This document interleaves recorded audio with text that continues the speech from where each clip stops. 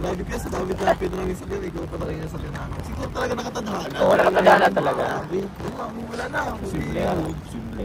Simpleng tadhana ngayon kasi wala pa yung nangyayari yung nagkabasketan dito sa Bangkay. Grabe. Yung pumasok niya. Wala rin. Iba yun. Sana po pagdaong eh. Yung umisa ko yan. Umasang ano? Umasa. Kala yun nasagot. Hindi, sinagot mo lang. Doon pala Si Kuya Oel, may kastigo na. Yeah. So, sinagot mo tayo na Angelica. Wala pong practice yan. wala akong sinabing practice. Sabi ko mag-practice kayo. Sabi mo patuloy.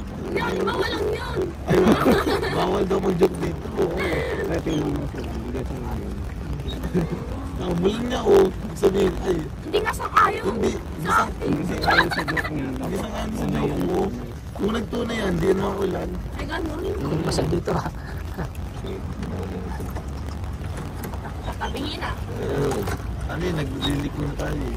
Parang pagod yung gano'n ah. Parang ano din sa ano. Ano ba talaga isang dito? Ay, kita mo ito. Ilang floor pa isang dito? Ay, 5 floor. Grabe. Makapit na tayo din sa bukas. Diyan o, ito yung banda dito. Diyan kayo. Pumesto, napakasarap yan. Saan po dito po? Oo. Ito, yung hinaharap, yung kaharap natin yan. Yung pinakamalamig na lugar ng Baguio. Grabe. Hindi na pala pwede dyan po yan may aircon. Hindi bukas yan. Wala aircon yan. Nakabukas yan. Yung may aircon dyan yung mga nasa kalagitnaan ng mga school. Ito yung harap mo. Gilid po. Grabe. Aircon na natin yung tawag dito. Dami nag-vlog din po din kasi talagang malamig. Ano ba? Laki nga po. Excited ako na excited no? Magdaan sa labag. Yeah. Siya nga pa, nalapressure ka. Pressure na ako kaya. Ayan na. Mga nakasalayin lang.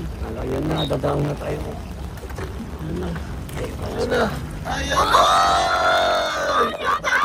Kasi kami na lang po kayo. O, diba ang sila?